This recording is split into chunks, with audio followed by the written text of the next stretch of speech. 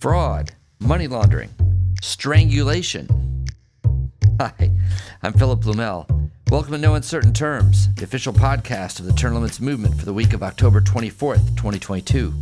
Your sanctuary from partisan politics. Just in case you thought our podcast was a little too wonky and not sensational enough, we offer today the story of former Kentucky State Rep Robert Goforth, a mad strangler and term limits scofflaw. Here we go.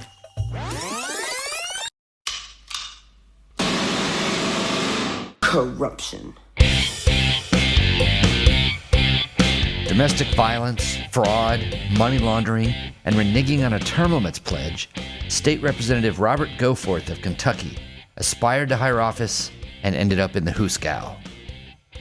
Robert Goforth started off okay, or at least it looks that way on paper. Born in 1976 in East Bernstadt, Kentucky, Goforth graduated with a Doctor of Pharmacy from the University of Kentucky and spent 2 years in the U.S. Army. But then he turned to politics. Goforth was elected to the Kentucky State House in 2018, and the young legislator immediately challenged incumbent Governor Matt Bevin in the 2019 Republican gubernatorial primary election. He did surprisingly well, taking 40% of the vote. But in early 2020, things started falling apart. In April of that year, Goforth was arrested and indicted in September on charges of first-degree strangulation and one account of assault in fourth degree for physically assaulting his wife. His wife said Goforth grabbed an Ethernet cable from a kitchen drawer, wrapped around her neck while she was face down on the floor, and strangled her to the point where she was having trouble breathing, according to the citation. Goforth's wife said she didn't want to pursue prosecution against him. Goforth pleaded guilty to fourth-degree assault, but the strangulation charge was dismissed. Being an incumbent, he still won re-election in 2020. A year later, he was convicted of fraud. Goforth pleaded guilty, admitted that a pharmacy he owned in Clay County billed Medicare and Medicaid and other insurance programs for prescriptions that customers didn't pick up. Then the medication was put back on the shelf and sold again and again and again, according to the plea agreement. Interestingly, Representative Goforth signed the U.S. Term Limits Pledge to co-sponsor, vote for, and defend the resolution for Kentucky to call for the Term Limits Convention. This is the official application of Kentucky to call for an amendment-writing convention under Article 5 of the U.S. Constitution that would be limited to the subject of congressional term limits. He used this pledge in his election campaign, and the popular stance surely was chosen to maintain this ambitious politician's profile at the state level. Goforth went so far as to promise to be the lead sponsor and introduce the Term Limits Convention bill. Surely he'd seen the recent polling that 96% of independents, 85% of Democrats, and 82% of Republicans in Kentucky supported this reform. However, after promising to take on the role of the chief sponsor, he, at the behest of House leadership, refused to proceed with the term limits resolution at the last minute, making it impossible to find a new sponsor for the 2020 session. His challenge to Governor Bevin over, the election over, he didn't need this issue, and he reneged on his pledge to voters. The Term Limits Convention was dead in Kentucky for another year. His term limits betrayal was his first scam as a Kentucky legislator, but it was not his last. It was only a few months later that he attacked his wife, and throughout this period was, according to his own admission, been defrauding patients and insurance companies. For his pharmacy scheme, Goforth earlier this month was sentenced to 2 years and 1 month in federal prison for healthcare fraud and money laundering. Additionally, Goforth will have to pay $2.7 million in restitution for the fraud and $10,000 in fines. After 2 terms in office, term limits scofflaw Representative Robert Goforth will spend his next term in prison.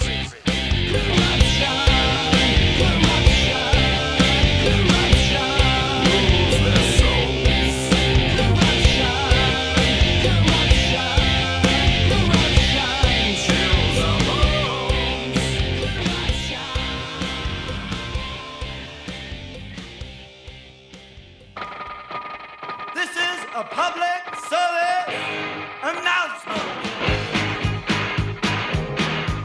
How old is too old? The National Desk, a daily nationwide television headline news program, asked this question earlier this month, and U.S. Term Limits Aaron Dukette helped answer it, as well as offering a solution. How old is too old to hold office? New polling suggests Americans believe U.S. lawmakers in Washington are just too old. The National Desk's Angela Brown joins us right now. And Angela, more Americans right now are supporting age caps and term limits. Yeah, Jen, a whole bunch of polls came out, including a new report says over a quarter of Congress is over the age of 50. It's the highest percentage ever. At the same time, the Census Bureau says the average age right here in America is 38. Some fear that age gap is impacting policy. President Biden, 79. Speaker Nancy Pelosi, 82. Former President Donald Trump teasing a presidential run, 76. Not to mention nearly 1 in 4 members of Congress are in their 70s or 80s. Older politicians setting policies for the next generation, like James Williams. It makes it harder for policy to change to reflect current values or current needs. A new Insider Morning Consult poll finds that Americans think the government is too old, with 75% of respondents in favor of age caps for Congress. Eli Yoakley, senior political reporter, Morning Consult. Across the Congress, across the presidency, across the Supreme Court, there's pretty wide public support for age limits. And there's not really much difference between older folks and younger folks. There's not much difference between Democrats and Republicans. Respondents also supporting physical and mental examinations for top federal leaders. 84% favor an assessment for the president. 81% for Congress. Since the 90s, the organization U.S. Term Limits has been pushing for just that, term limits. Well, if you only know that you only have so many terms or so many years to be there, you are far more motivated to say, you know what, like I'm going to make a bold stand here and actually do something that I might personally get blowback from. A recent poll by CBS YouGov also found nearly 3/4 of American adults favor age limits for elected officials. And when asked what age that should be, 70 came in number 1. James agrees. It'd be nice to see a lot of younger people or a lot of people I can identify with, which government's starting to move that way, but it's a slow process. Well, Congress is getting older really in the last few decades. In 1990, the average age in Congress was roughly around 53 years old. Right now, it's around 61 years old. Thanks for joining us for another episode of No Uncertain Terms. The term limits convention bills are moving through the state legislatures. This could be a breakthrough year for the term limits movement. To check on the status of the Term Limits Convention resolution in your state, go to termlimits.com/takeaction. There, you will see if it has been introduced and where it stands in the committee process on its way to the floor vote. If there's action to take, you'll see a Take Action button by your state. Click it. This will give you the opportunity to send a message to the most relevant legislators, urging them to support the legislation. They have to know you're watching. That's termlimits.com/takeaction. If your state has already passed the Term Limits Convention resolution, or the bill's not been introduced in your state, you can still help. Please consider making a contribution to U.S. term limits.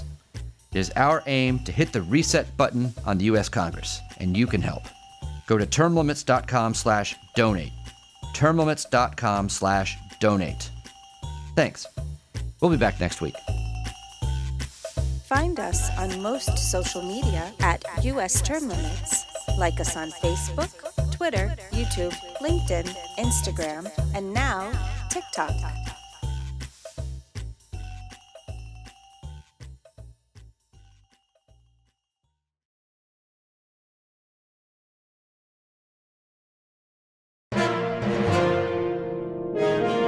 USTL.